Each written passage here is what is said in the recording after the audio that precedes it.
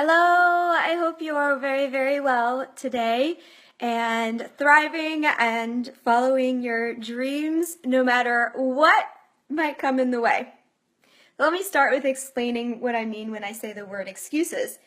An excuse, by my definition, will be any reason why you think you should or should not go in a certain direction.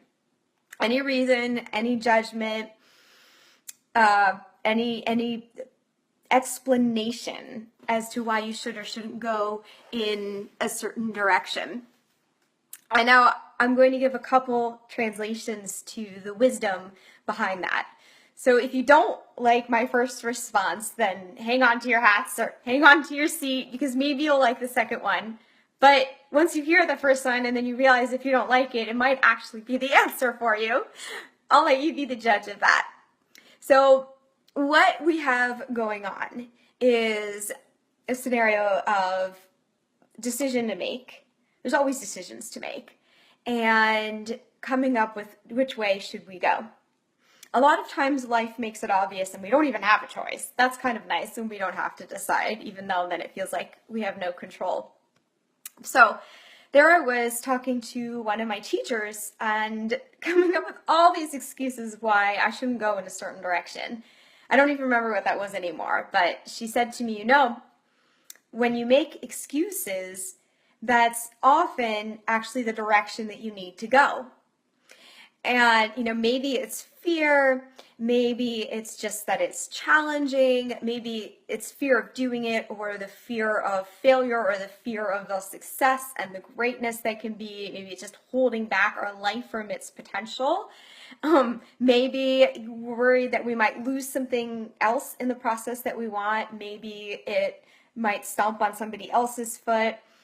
Whatever that reason as to why we're making that excuse, what she was saying is that often when we make excuses, it's actually what we want to do or what we don't want to do. But what we want to do is the opposite of what the excuse is trying to tell us. And I remember when I left the spiritual community after just years of hearing stories of, people who leave, they're falling off the path. And I watched people go through the community, and when I sensed their energy of alignment with what was going on at the community started to get off, then the next thing that I always saw was they came up with an excuse to leave. And so I'm not going to make judgment as to whether or not that was the right decision for them or their life is better off in one place or another, but basically they always came up with an excuse and then they left. And maybe though they could have pushed through some agitation, maybe there was something to work out until it got to this place of calmness. But watching that experience, it really pushed me to actually sit in the community for 3 years from the point that I started questioning if it was the right thing for me. I made myself go through, and you don't have to do this, but I just did because I felt like it was the biggest decision of my life. And it was the most important thing to me because I was worried that I wouldn't have God if I left the community. So I sat for 3 years going through all of those excuses that I was coming up with and working them out, just working through the challenges that came up. So none of those were excuses anymore. None of these things agitated me anymore. What we want to feel is a sense of calmness in association with an excuse, rather, or an excitement maybe of something new and great, but not the agitation, the hesitation, the anger, because then there's something to work out, even if it is the right reason. And so eventually, I said the only reason why I'm going to leave is just because it feels like the right thing. A friend of mine was just in a training with another spiritual teacher, and that we do things just because. We don't have to have a reason.